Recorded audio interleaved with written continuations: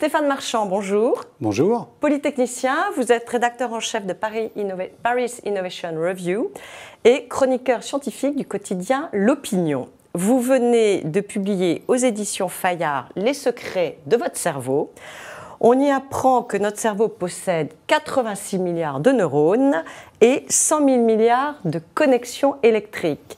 Alors lorsqu'on parle d'un homme ou d'une femme intelligent, il vaut mieux dire c'est vraiment une grosse tête ou il est bien câblé.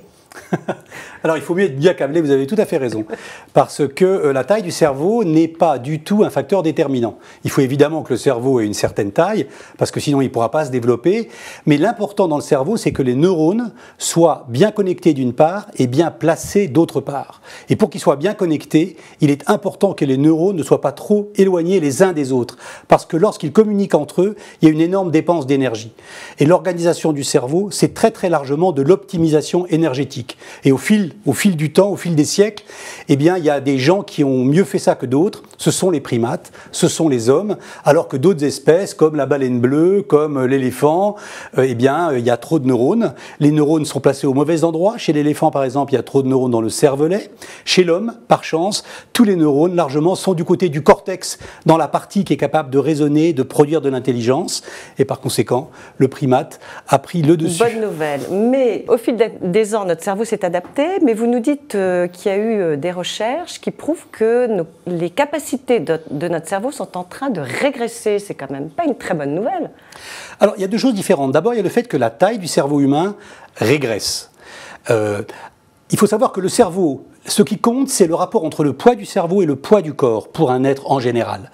Et pour l'homme, le poids du cerveau par rapport au poids du corps, c'est particulièrement élevé. C'est une des mesures de notre, je dirais, supériorité intellectuelle. Cela dit, la taille du cerveau humain a eu tendance, depuis quelques dizaines de milliers d'années, à diminuer de taille. Cela pourrait être considéré comme une mauvaise nouvelle. Mais en réalité, c'est tout simplement que nous sommes devenus des êtres sociaux, et pas en guerre permanente. À l'époque où les chasseurs-cueilleurs étaient en permanence menacés de mort à la moindre occasion, chaque moment de leur vie pouvait être un risque mortel, le cerveau était un cerveau de proie par rapport à des prédateurs.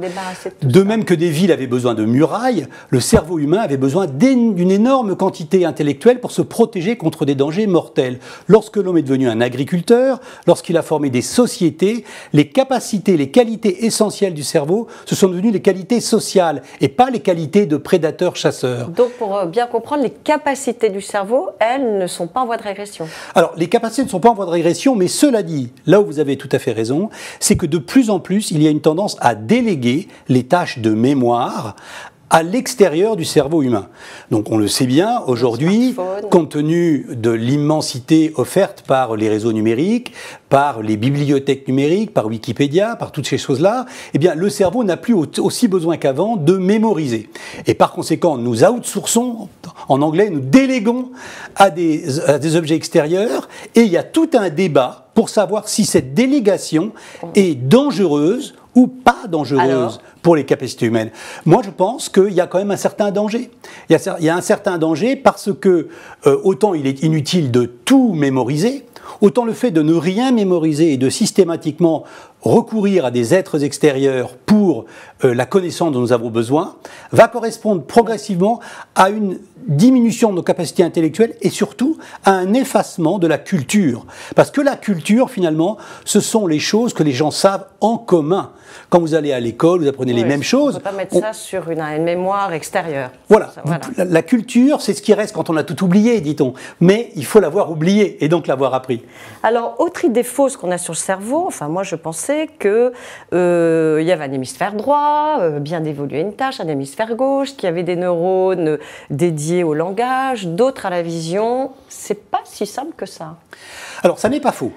Ça n'est pas faux. Et il y a effectivement des zones du cerveau qui s'illuminent, comme on dit aujourd'hui quand on observe l'imagerie cérébrale, qui s'illuminent selon certaines sollicitations. Donc vous avez par exemple la musique a la caractéristique d'illuminer 6 zones très particulières dans le cerveau. Les émotions comme l'amour illuminent d'autres zones. Le raisonnement, l'intuition illumine d'autres zones. Mais cela dit, il ne faut pas être trop géographique quand vous étudiez le cerveau, parce que les choses les plus importantes qui se passent, irradie absolument l'ensemble de l'organe. C'est en particulier le cas des émotions. Bah écoutez, tant mieux, c'est une bonne nouvelle. De même, on apprend dans votre livre que la prise de décision ne se fait pas dans la tête, mais dans les tripes. Alors, la prise de décision est extrêmement émotionnelle, ça on le sait, effectivement. Et lorsqu'on étudie la manière dont les décideurs décident, parce que maintenant il est tout à fait possible de tester pratiquement en continu grâce à l'appareillage des IRM et de la résonance magnétique sophistiquée, eh bien on arrive à voir que la décision n'est pas prise selon des schémas préconstruits rationnels, mais presque au dernier moment, après certes un raisonnement rationnel, mais elle est prise au dernier moment sur des critères émotionnels. Mais on a des neurones aussi dans l'intestin. Alors c'est vrai qu'on a des neurones dans l'intestin, mais ce sont des cellules nerveuses. Oui. C'est vrai qu'on dit que l'intestin est notre deuxième cerveau, c'est vrai, ce sont des cellules nerveuses, c'est vrai, mais cela dit, ça n'est quand même pas dans l'intestin que naissent les décisions, les émotions, les grands coups de génie. Non. Alors malheureusement, il y a les maladies mentales et elles coûtent chaque année, dites-vous, en France, 100 milliards d'euros si on prend les frais médicaux, les pertes de productivité, de qualité de la vie. Est-ce que vous pensez qu'un jour, on pourra soigner les autistes et les maladies d'Alzheimer? Je rappelle que les malades d'Alzheimer en France se comptent à 900 000. C'est important. Alors, ce qu'il faut savoir, c'est que sur le cerveau, dans les neurosciences en général, la recherche fondamentale est extrêmement active, mais en matière de découverte de nouveaux traitements, c'est très très décevant. On a contre Alzheimer, par exemple, des méthodes qu'on utilisait déjà il y a 20 ans. Il n'y a pas eu beaucoup d'avancées. Non. Il y a eu quelques maladies pour lesquelles on a progressé de manière significative, l'épilepsie, la maladie de Parkinson, pour laquelle l'introduction en profondeur d'électrodes dans le cerveau a montré des résultats extraordinaires, mais de manière générale, sur l'autisme, sur Alzheimer, sur la schizophrénie, sur la dépression, même s'il y a un retour en force des électrochocs, mais des électrochocs évidemment entouré de considérations éthiques très très sévères, il y a quelques résultats. Mais sinon, non, on progresse mal, on a beaucoup de mal à appréhender le cerveau, on a beaucoup de mal à trouver en quelque sorte les grandes lois du cerveau, de même qu'Einstein a trouvé les grandes lois de l'univers, mais il y a des chercheurs, notamment Henri Markram, le grand professeur de Lausanne, qui essaient de découvrir ces lois parce que, croit-il, lorsqu'on aura ces lois, eh bien on pourra intervenir sur le cerveau de manière beaucoup plus efficace. Alors qu'aujourd'hui, c'est très très très désordonné, et en plus, vous avez une sorte de guerre de civilisation au sein des neurosciences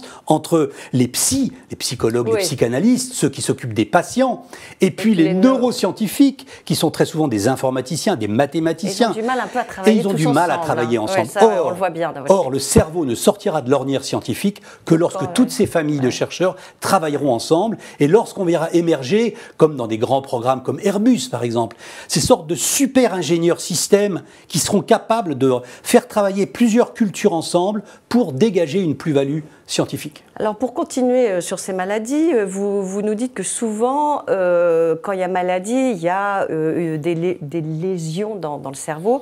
Les autistes souffrent d'un manque de neurones inhibiteurs, les psychopathes de lésions dans les régions associées à l'apprentissage de la punition et de la récompense. Donc on est pris un peu d'une frayeur. Finalement, il y a, le cerveau, on est déterminé par ce qui se passe dans notre cerveau. Alors le miracle, c'est que la plupart du temps, tout ça se passe bien. Parce que quand vous vous penchez un petit peu, ce que j'ai fait pour mon livre, évidemment, sur la complexité et l'infini nombre de possibilités que ça déraille, le fait que ça marche bien est un véritable miracle. Vous avez effectivement défini l'autisme. L'autisme, eh bien, c'est toute une série de malfonctionnements, et en particulier le fait que quand un enfant naît, il a des circuits neuronaux extrêmement denses, parce que la naissance est un moment traumatique, et il doit être équipé pour l'apprentissage avec beaucoup de neurones et beaucoup de connexions. Ensuite, quand l'enfant mûrit, beaucoup des connexions non prioritaires s'effacent par un phénomène d'élagage. Si jamais cet élagage n'a pas lieu pour une raison ou pour une autre, et en général ce sont des raisons des protéines qui ne font pas leur travail, eh bien l'enfant reste avec l'intégralité de ses connexions de naissance, et donc il est en permanence le théâtre d'un orage électrique abominable à vivre, avec les émotions qui l'assaillent en permanence sans aucun moyen de créer un écran entre lui et l'émotion. Et donc il est assailli. L'autisme est une maladie du trop-plein de sensations et pas du tout une déficience. Pour les psychopathes, parce que, à vous lire, les psychopathes sont insoignables en fait. Alors, les psychopathes ont un rapport à la société, par définition, extrêmement altéré. Ils ont une inhibition par rapport à la souffrance des autres qui est altérée. Et par conséquent, pour ce qui concerne les criminels, non seulement on a beaucoup de mal à les soigner, mais en revanche, dans certains pays comme le Canada, on envisage la possibilité de les trouver à l'avance, de dénoter en regardant dans les yeux des enfants, c'est ça, de la psychopathie à l'avance, et les yeux des enfants peuvent être ça pose un des indicateur. problèmes éthiques quand même. Ça pose des problèmes éthiques, ça ne peut pas se faire évidemment de manière unilatérale et individuelle dans les établissements. Alors justement, si on continue sur l'éthique, donc notre époque se livre à une course effrénée entre la machine et le cerveau. Est-ce que l'intelligence artificielle l'emportera un jour sur notre cerveau? Alors moi, je fais partie de ceux qui ne croient pas du tout que ça se produira. L'intelligence artificielle est une science qui progresse très rapidement. Ce que nous apprenons sur le cerveau naturel progresse encore plus rapidement. Mais l'intelligence artificielle va avoir des percées extraordinaires. Beaucoup des jobs qui existent aujourd'hui vont être remplacés par l'intelligence artificielle. Alors il faut répondre à ça, il ne faut pas rester passif. Et il faut éduquer... Mais on ne va pas être dépossédé de notre libre arbitre, de notre cerveau, de notre... Non, mais à condition qu'on travaille. L'éducation va être absolument capitale. Il faut que l'on éduque le cerveau humain, donc le cerveau de nos enfants en pratique, à être en quelque sorte les maîtres des machines. Parce qu'effectivement, dans le pire des cas, on peut devenir l'esclave des machines. Regardez, Amazon, par exemple, utilise des robots d'intelligence artificielle qui, pour certaines tâches qu'ils ne trouvent pas assez intéressantes, délèguent à des hommes, ça s'appelle le human computing, délèguent à des hommes les tâches de deuxième ordre. Effectivement, ça n'est pas le rêve.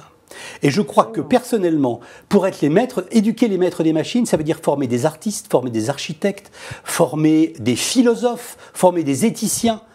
Ça ne sera pas uniquement une histoire d'informatique, parce que l'intelligence artificielle va nous fournir beaucoup de solutions à nos problèmes, mais ce sera à nous de les choisir. Et pour les choisir, il faudra être particulièrement élevé dans son éducation. Merci de conclure sur cette touche humaine et optimiste. Merci d'être venu. Merci. Au revoir Stéphane Marchand.